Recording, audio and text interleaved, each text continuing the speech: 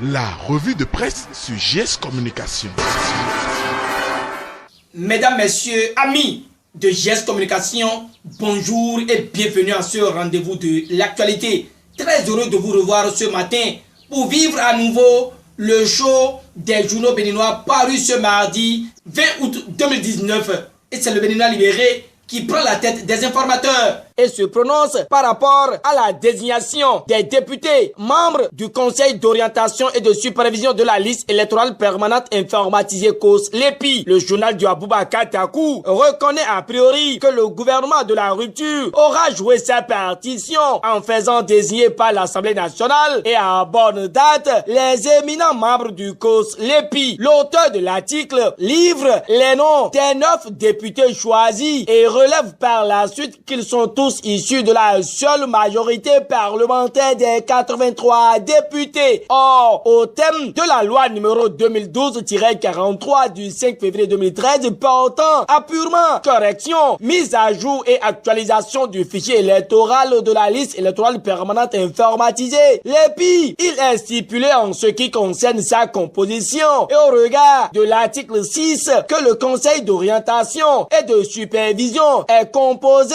de 11 membres désignés comme suit: 5 députés de la majorité parlementaire et 4 députés par l'opposition parlementaire, du directeur général de l'Institut national de la statistique et de l'analyse économique et du directeur du service national de l'état civil. Le Béninois libéré donne les méandres de la dite loi et explique que le respect de la majorité et de l'opposition en ce qui concerne la désignation des membres du COS l'EPI se fait dans le souci de transparence et de crédibilité, voire la fiabilité qui doit concrétiser le processus de la confection ou de l'actualisation du fichier électoral. Mais le journal du Aboubacar Takou, au regard de ce qui se dessine, voit que les 9 députés élus pour siéger dans le conseil sont tous issus de la majorité parlementaire des 2 blocs de la mouvance, ce qui affiche une absence de l'opposition telle que exigée par la loi ci-dessus évoquée. Voilà pourquoi le Béninois libéré s'exclame et souligne en manchette que le processus est illégal et qu'il faut nécessairement reprendre. Pour l'auteur de l'article, la rupture aurait dû pallier ce désagrément en jouant, ne serait-ce dans la ruse, par une proclamation de l'un des 2 blocs d'appartenir à l'opposition. Mais si cela peut être ridicule aux yeux de la réalité,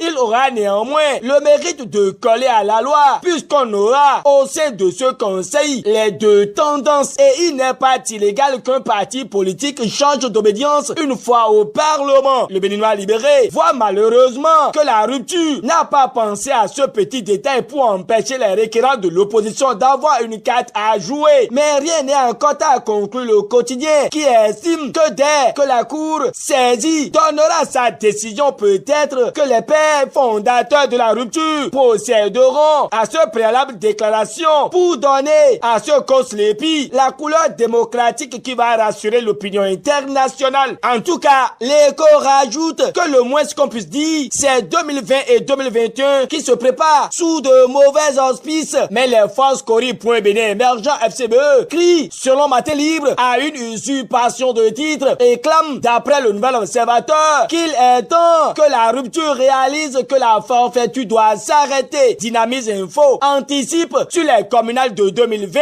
et note des divergences autour du certificat de conformité et note pour sa part que la rupture tend à l'opposition le piège qu'il a écarté du Parlement. L'autre information qu'il faut également retenir dans cette revue de presse est inhérente à l'évaluation diagnostic des agents contractuels de l'État reversée de 2008. En la matière, Matin Libre mentionne que ça pèse sur Kakpo et Karimou. Déjà que le front appelle au boycott, Matin Libre signale aussi que les agents contractuels de l'État reversés de 2008 ont le soutien de l'intersyndicat des universités nationales du Bénin. Mais la CGTB est dans un jeu flou, martèle le confrère, avant de céder sa place à Dynamise Info, qui confirme que les universitaires apportent un soutien sans réserve aux reversés dans leurs élans du boycott de l'évaluation diagnostique prévu pour le samedi prochain. Le journal de Parfait Boko relate que des enseignantes sont même prêtes à s'abstenir du cesse pour des prières en vue de faire plier le gouvernement. Mais, chose curieuse, la cloche note une division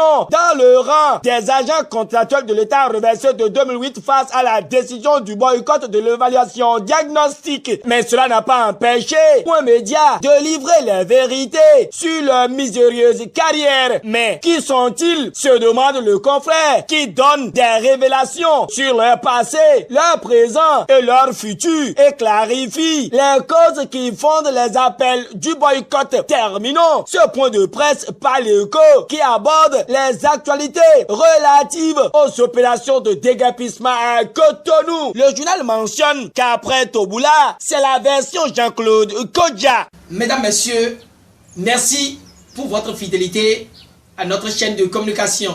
Merci pour la valeur que vous lui accordez. Sans vous, on ne saurait résister. À demain pour notre rendez-vous d'actualité.